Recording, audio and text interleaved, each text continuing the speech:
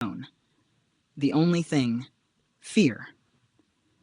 So first of all, let me assert my firm belief that the only thing we have to fear is fear itself. Nameless, unreasoning, unjustified. That was from Franklin Delano Roosevelt's inaugural speech in 1933. The first time I heard that, I think I was in 6th grade or something, and honestly I had no clue what that man was talking about. What do you mean fear is the only thing you have to fear? It didn't make sense. But now, 40 or 50 years later, it makes perfect sense. I want to read you something I found on Google. It's AI generated, but the context is solid.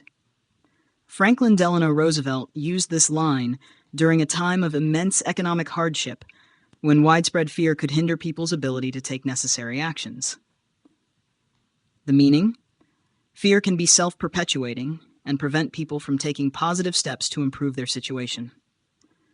The interpretation?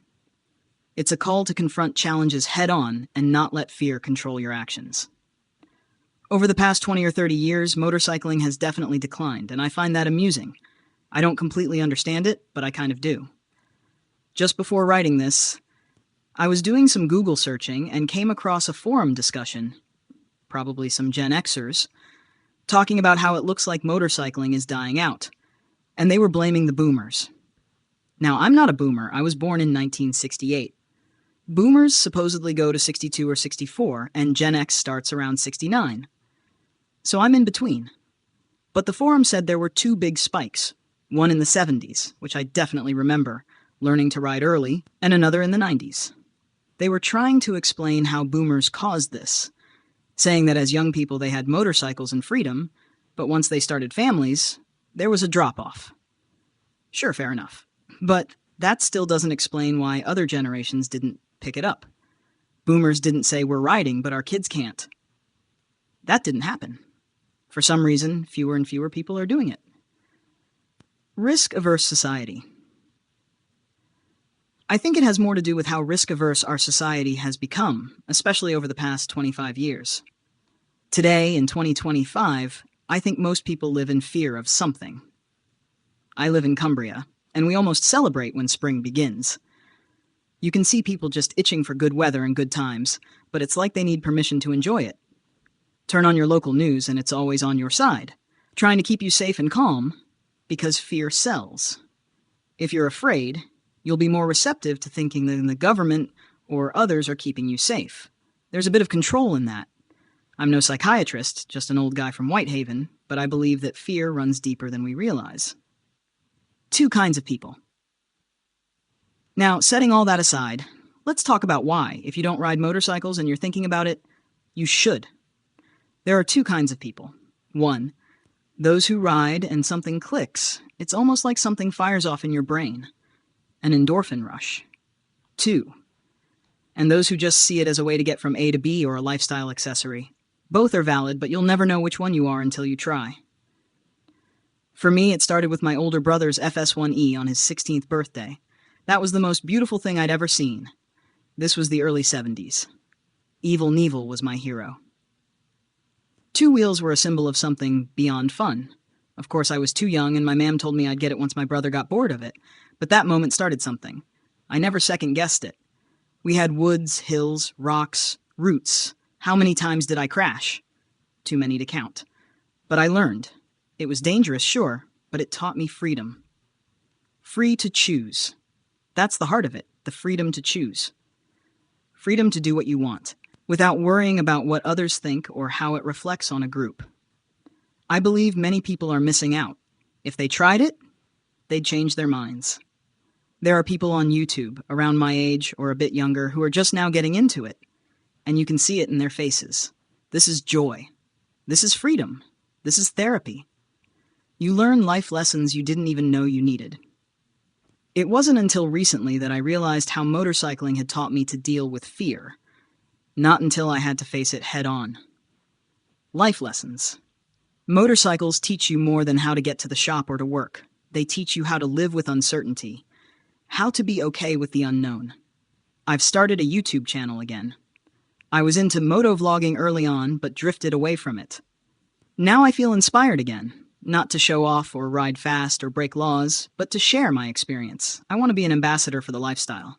Not everyone should ride, but you'll never know until you try. And if I can reach just one person, young or old, who's been thinking about it, I hope you rethink and give it a go. The other night, I found myself reflecting again on that Roosevelt quote. The only thing we have to fear is the fear within ourselves. That fear shows up when we try new things.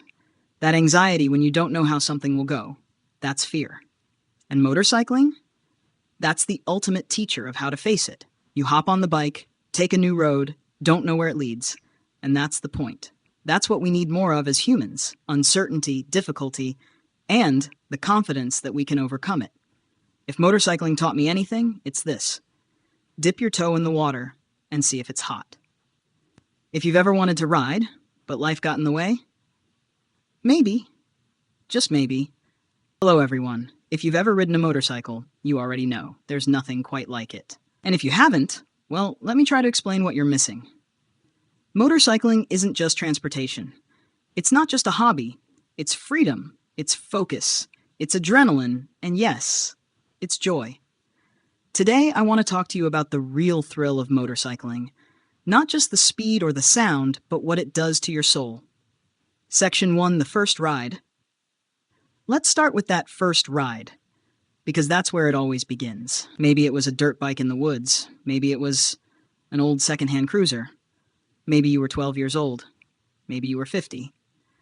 But that first time you twist the throttle, balance on two wheels, and feel the road beneath you, something changes. It's part fear, part thrill, and part holy crap, I'm really doing this. You're not just driving, you're riding. You feel the wind. You smell the road. You lean into turns. The machine doesn't separate you from the world. It connects you to it. And once you feel that, it stays with you. Motorcycling brings joy in the simplest things. A cool morning ride on an empty road. A hot afternoon breeze while cruising along the coast. Stopping at a diner in the middle of nowhere with a few friends, or just your own thoughts. Everything is more vivid on a motorcycle. The air is crisper.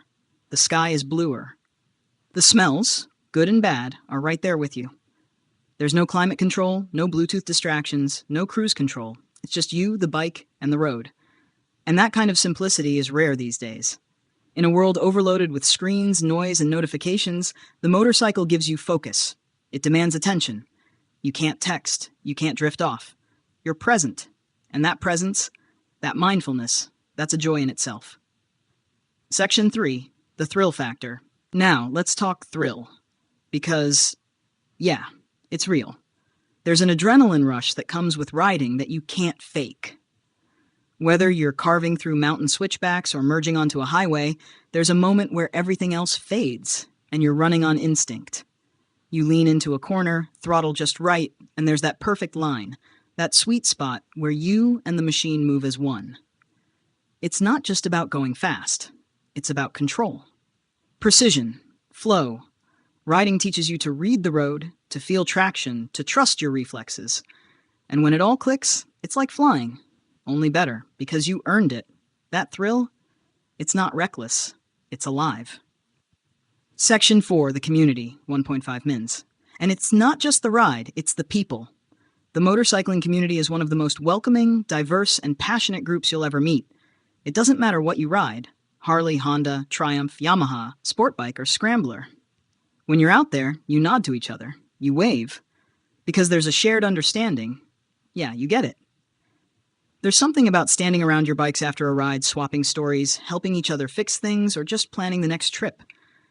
These are friendships built not on what you do for a living, but on where you've ridden and what you've conquered.